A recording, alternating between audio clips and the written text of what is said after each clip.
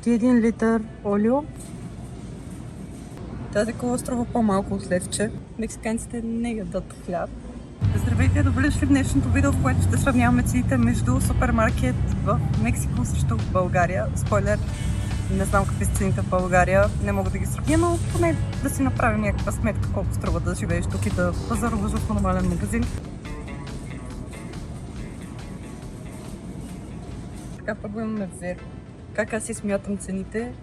Например, това е 40 песос. Просто слагате една точка, махате една 0. Така си го смятам, но за да е по-коректно ще спиша цените на екрана. Така че това Ver в момента е 4 лева. Мексиканската версия на Мистер Пропър за 4,20. Така за 32 броя тоалетна хартия цената е 26 лева. Кафето струва 8,30. Мисля, че същото кафе го имаме и в България. Сега още нещо, което съм сигурна, че имаме. Ето това за 16 лева. Този хляб и като цяло хляба варира между 5 и 7 лева, но спойлер, мексиканците не ядат хляб, ядат само тортили, така че не мисля, че цената хляба е проблем. Можете да видите цялото това нещо е зърнена закуска. Тази, например, струва 8 лева. Прясто мляко 3 лева за 1 литър, като това е най-известното мляко, има и по-евтини.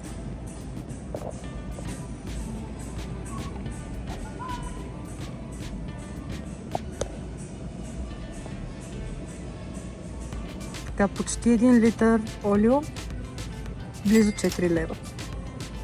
Като тук може да видите и вече другите разновидности. Почти 2 лева от това.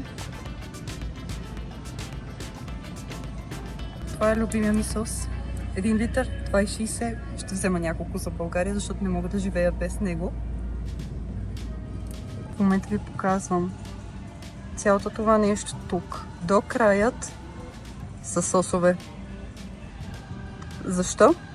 Защото мексиканците ядат всичко със сос. Включително и аз.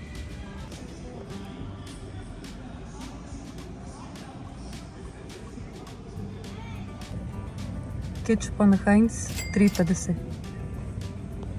Така, хора, това е любимият ми сок ever, откакто съм тук и ще ми липсва изключително много с манго и портокал. Само за 2 лева. Така, хора, 3 литра кола 4,50. Също така, ако не искате да пиете 3 литра и по-малко, тази кола струва по-малко от левче и ви е напълно достатъчна. Тази тук също. Като може да видите, няма и 1 лев. 18 яйца, близо 5,50. Нещо, което много ме боли, че нямаме в България, е този чипс. Това е мексиканската версия на Лейс. Само за 5,70, което пак не е много ефтино, но да, голям пакет, благодаря. И го обожавам. Има вкус на лимон, е брутален, не знам защо и ние не го имаме. Наистина много тъжен факт. Другите цени, дори тук може да видите 4,30 приблизително, както казах, ще изпиша по-подробно цените на екрана. Но имайте предвид, че това са и големи пакети. Разбира се, продават и малки, но в момента в магазина, който сме, няма малки варианти. Всичко е екстра, как може да видите, и пуканките. Има на 300 видео вкусове с пуканки.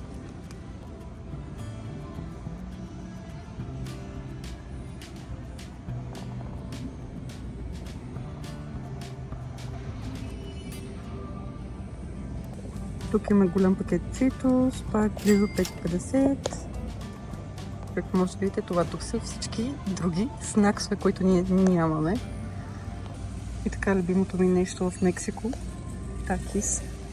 Както може да видите, тук струва 4,40 и това е доста голям пакет. В България продават по-малкия, който струва между 8 и 10 лева, което е много тъжно. Както може да видите, има изключително много видове. Разбира се, както казах, това на мен ми е най-любимият и него го имаме, но другите не. Имаме ананас за близо 2 лева половинка, което мисля, че е повече от добре. Понеже даже мисля, че няма и 2 лева. И също така 3,80 за килограм. Парче диня без семки 4,50. Около 4,50. Така тук лимоните са зелени, няма жълти и струва 2,60 за килограм без семки. Предстои националният им празник е пълно с всякакви мексикански мерчандайз, дрехи, шапки, алкохол. Има даже дрехи за кучета. Дорантите на Dove около 6,40. Тези са също около 7 лева, 4 лева. А сега нещо, което нали... Също така имаме Nivea. Пак за около 6 лева. 5 лева. Така, шампуани за по 13,8 лева.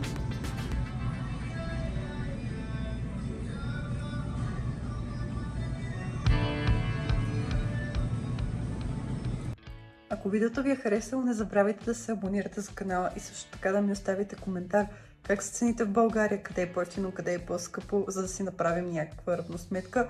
Поне според мен лично в Мексико е по-евтино, но също така много зависи и от заплатата, защото мисля, че в България, конкретно също в София, получаваме много повече пари, отколкото хората тук, но зависи от града, зависи от щата, зависи от изключително много неща. Това е супермаркет, в който цените са еднакви в цял Мексико. Благодаря ви и до нови срещи!